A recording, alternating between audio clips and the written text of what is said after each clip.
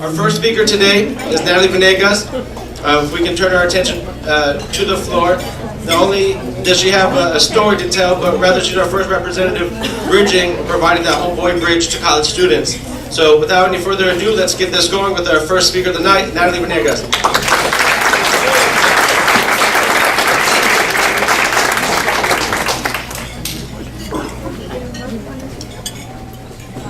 Good evening, everybody. I just want to thank everybody for coming out and supporting us, because without you, we wouldn't be able to make this event possible.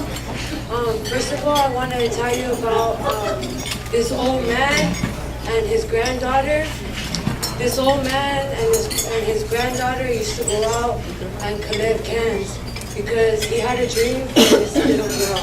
He wanted this little girl to go to college. And this little girl was born to a very young woman, a teenager, as a matter of fact. And he knew that this teenager couldn't provide this education for this young girl. So this old man wanted this little girl to have this education. So him and his granddaughter used to go out and collect cans. But you know, the old man ended up passing away before he could see this little girl go to college. So I was born to a young mother. You know, I was raised by my grandparents. You know, but fortunately, you know, throughout my years, my mother was very young when she had me.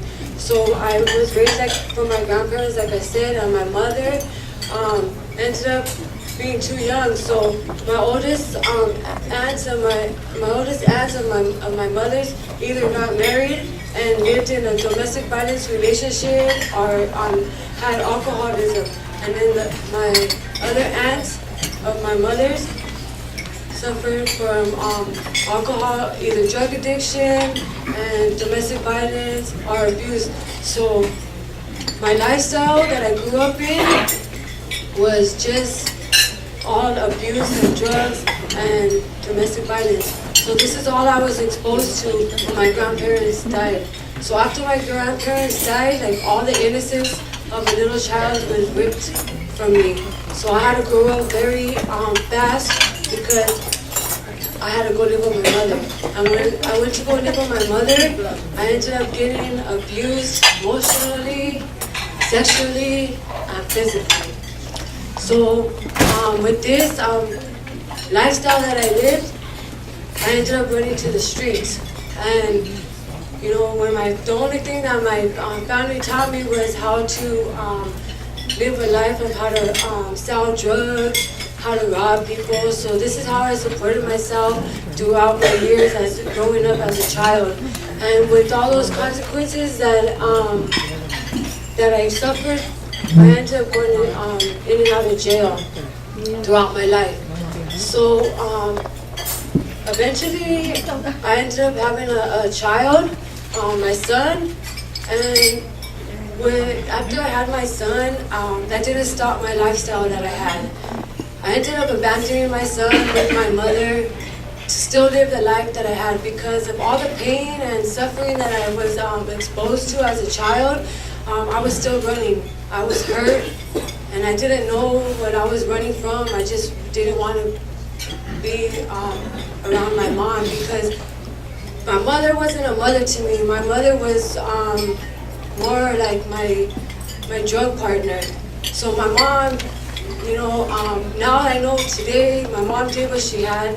She did what she knew best, you know, but back then I didn't know that. So all I did with my mom was get loaded, run the streets, like that's all my mom taught me.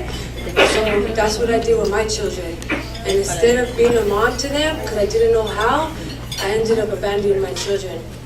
And through the whole process of that, I ended up catching a prison sentence.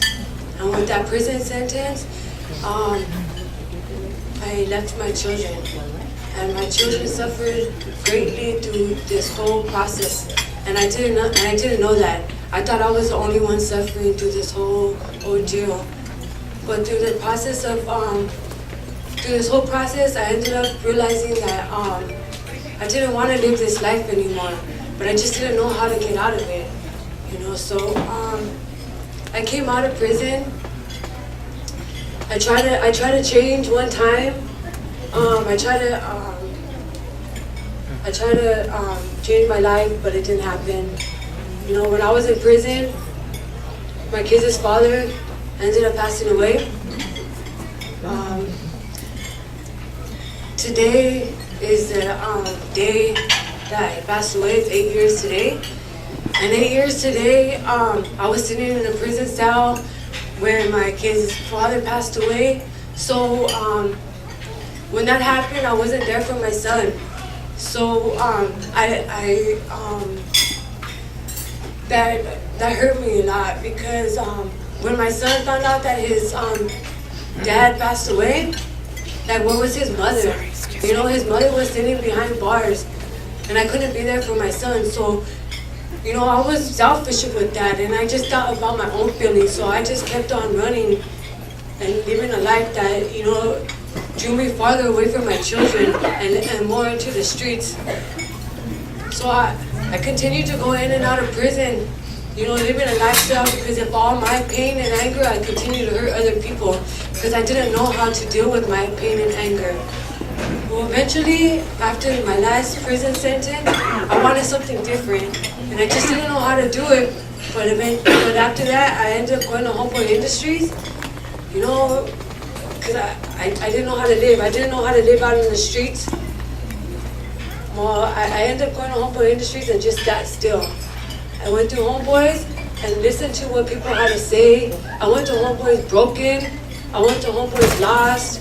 I went to Homeboys emotionalist. I went to Homeboys with no soul. You know, when I was at Homeboys, I ended up listening to people. I learned how to build a relationship. First of all, I learned how to build that relationship with myself. Once I started building that relationship with myself, I started to be able to trust people. And when I started to be able to trust people, I started to believe in myself.